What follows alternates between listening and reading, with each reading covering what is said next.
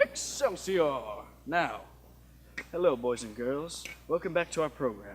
Last time I talked to you about the home front in Canada in World War I, and today I'm going to talk to you about the 1960s in relation to Canada. Why do we talk about Canada so much? Just do the lights. Fine, jeez. Alright, now, luckily, I know how to travel in time, so to the 1960s we go. Excelsior!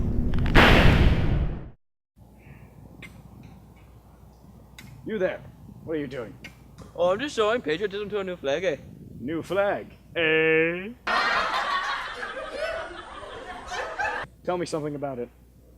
The official ceremony introducing the new Canadian flag was held on Parliament Hill in Ottawa on February 15th, 1965, with Governor General George Vanner, Prime Minister Lester B. Pearson, the members of the cabinet, and thousands of Canadians in attendance.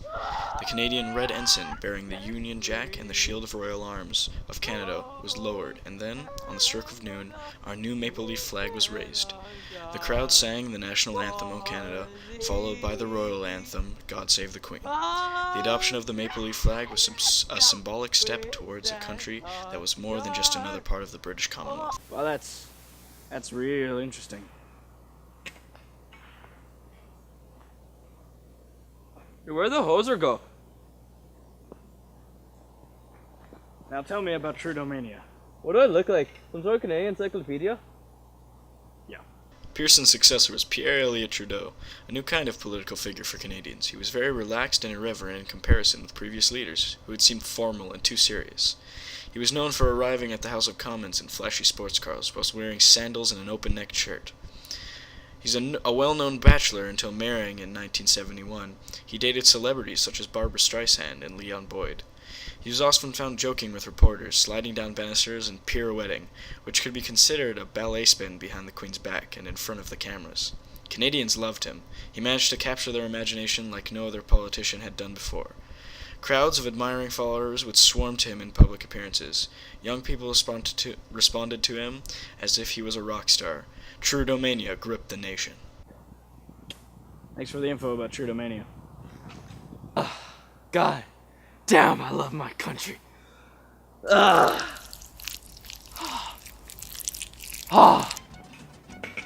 Wow, this place is pretty hippity hopping. Oh, you there? What's this place? What's this party? What's this all about? Oh, this is Expo 67. Let me tell you a little bit about it. In 1967, towns and cities throughout the country celebrated Canada's centennial, or 100th birthday. The celebrations reached a peak in Montreal, the site of Expo 67, an international fair that brought the world to Canada. When organizers planned this world exposition, they had predicted only 35 million people would show up. In fact, the enormous success of Expo caught the organizers off guard, and much to their surprise, between April 28th and October 29th in 1967, over 5 million people from around the world showed up. And much to the visitors' dismay, some of the lineups just to get into some of the pavilions, which are outdoor structures, would be at least a few hours. In the end, all the Expo pavilions were well worth seeing.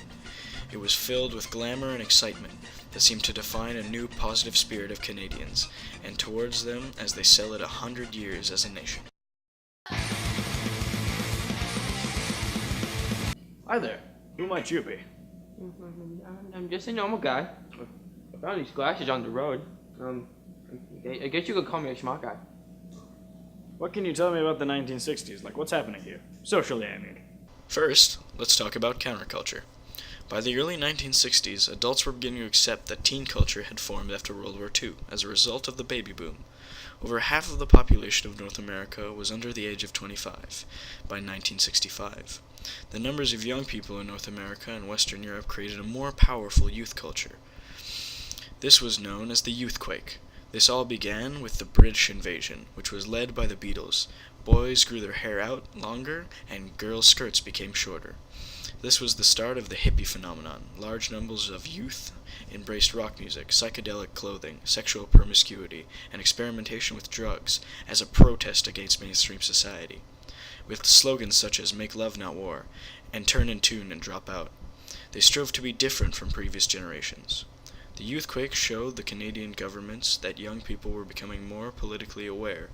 Politicians began making efforts to appeal to them. Governments began spending more money to provide employment and activity for the youth. In 1972, the voting age for federal elections was lowered from 21 to 18, hoping to decrease the appeal of illegal drugs. Another interesting event of the 1960s was the women's liberation movement. It was a collective struggle for equality, most active during the 60s and the 70s. It sought to free women from oppression of male supremacy.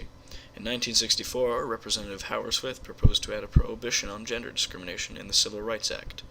With leadership from Representative Martha Griffinson, the law passed with the amendment intact. Finally, let's talk about the Quiet Revolution. The election of the Liberals of Jean Lachon in 1960 in Quebec unleashed the floodgates of profound and intense change. This change was so sudden, so deep, and widespread that it received the name the Quiet Revolution. The provincial government took over the fields of health care and education, which had been in the hands of the Roman Catholic Church. It created ministries of education and health, expanded the public service, and made massive investments in public education and provincial infrastructure. It took measures to increase Quebecois' control over the provincial economy and nationalize electricity production and distribution. Quebec had developed slowly under Duplessis and the Union Nationale, at the cost of personal freedom and real progress. A pent-up demand for change was released when Duplessis died in 1959, and this was signified by the election of the Liberal government in 1960. Suddenly, government action seemed to be the answer to everything, taking control of hydroelectric power in the province, nationalizing industry and services, legislating rights for French Canadians, many of whom were beginning to describe themselves as Quebecois rather than any type of Canadian. Wow, you're pretty smart. Yeah, I am. I guess you could say I'm the smartest man alive. There can only be one. And now for something completely different.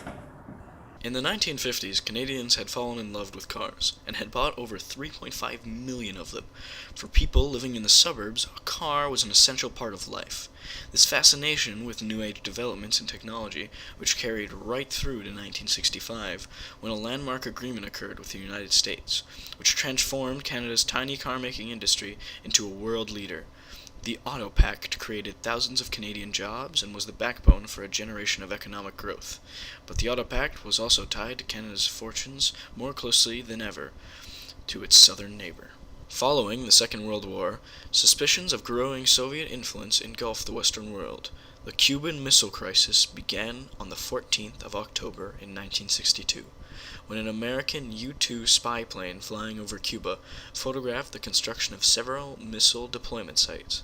Kennedy did not begin consulting with world leaders until a few days into the crisis, and when Diefenbaker, the Prime Minister of Canada at the time, was informed about the situation, he doubted the intelligence that he was provided, asking for more photographs of the missile sites in Cuba. Diefenbaker was supportive of American action during the crisis, but he did not give them support that Kennedy had expected. Diefenbaker recommended that the independent United Nations inspectors should go into Cuba and survey the nuclear sites.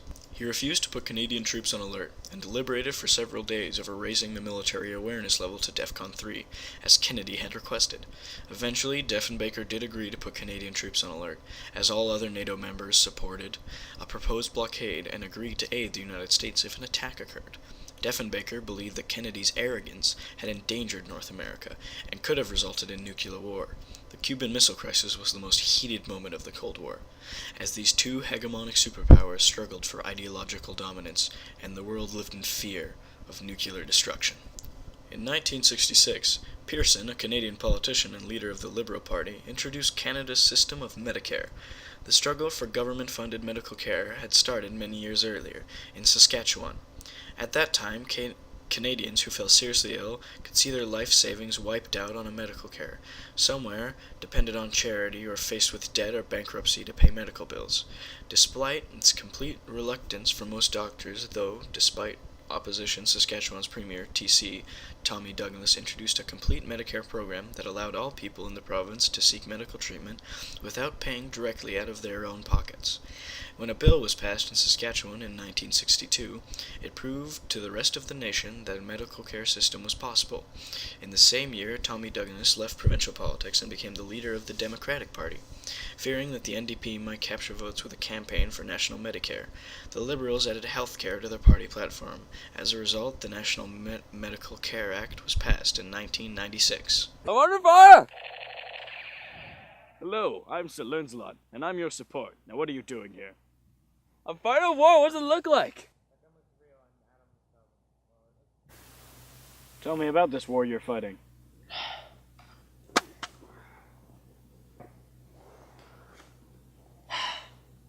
The Vietnam War was a Cold War-era proxy war that occurred in Vietnam, Laos, and Cambodia on December 1956, to the fall of Saigon on April 30th, 1975. It was fought between the North Vietnamese, supported by China and other communist allies, and the government of South Vietnam, supported by the United States and other anti-communist countries. The U.S. government viewed American involvement in the war as a way to prevent communist takeover of South Vietnam. This was part of their wider spread strategy of containment, which aimed to stop the spread of communism. The North Vietnamese government and the Viet Cong were fighting to reunify Vietnam under communist rule. The capture of Saigon by the North Vietnamese Army on April 1975 marked the end of the war, and North and South Vietnam were reunified the following year. The war exacted a huge human cost in terms of fatalities. Estimates of the number of Vietnamese service members and civilians killed vary from 800,000 to 300,000. Cambodians, 20,000 to 200,000. Laotians, 58,000. U.S. service members also died in the conflict. Canada did not fight in the Vietnam War and diplomatically was officially non-belligerent. The country troop deployments to Vietnam were limited to a small number of national forces in 1973 to help enforce the Paris Peace Accords. Nevertheless, the war had considerable effect on Canada, while Canada and Canadians affected the war in return. Canada harbored American draft dodgers and helped supervise ceasefire, but at the same time about 30,000 Canadian volunteers to fight in Southeast Asia, and there was Canada's involvement in secret missions, weapon testing, and arms production. At home, 500 Canadian firms sold $2.5 billion of war material, ammunitions, napalm, aircraft engines, and explosives to the Pentagon, another $10 billion in food, drinks, and clothes for the troops that were exported to the U.S. Another conflict that Canada only took part of in peacekeeping operations was Cyprus. Canada's longest peacekeeping mission began a few years after the Suez Crisis in 1959. Cyprus, an island in the Mediterranean, gained its independence from Great Britain. Greek and Turkish communities on the island, however, could not coexist peacefully.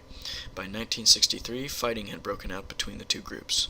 When both Greece and Turkey threatened to intervene, the conflict was poised to become an international crisis. Britain hoped to restore peace, though the intervention of the UN.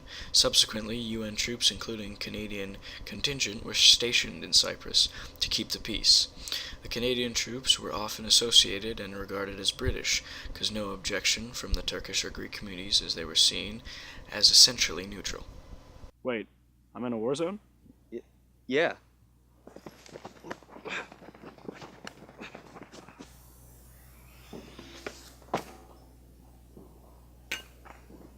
Let's talk about this. The White Paper in 1969 was a Canadian policy paper proposal made by Prime Minister Pierre Trudeau and his Minister of Indian Affairs, Jean Chrétien, in 1969. This paper would abolish the Indian Act and dismantle and establish a legal relationship with their Aboriginal peoples and the state of Canada in favor of equality. The federal government proposed that by eliminating Indian as a distinct legal status, equality among all Canadians would result. By the 1960s, socio-economic barriers built around Aboriginal people were so unjust that not even the federal government could argue for them. Aboriginal peoples were experiencing higher infant mortality rates and poverty than the rest of Canadian population. The federal government began consulting Aboriginal communities across Canada in pursuit of an amendment to the Indian Act. A nationwide meeting was held in Ottawa in May 1969. This meeting consisted of regional Aboriginal representatives expressing their concerns regarding the Aboriginal and treaty rights, land titles, self-determination, education, and health care. In the Canadian legislature, a policy paper is called a white paper. For many First Nations people, the term ironically implies a referential to racial politics and the white majority, and in 1969, white paper proposing the abolishment of the Indian Act was formally called the Statement of the Government of Canada on the Indian Policy. Well, that's everything important that happened in the 1960s. Let's go. Don't take nothing from nobody. Oh, he's black, bad, scared of nothing. Yeah, he's so bad.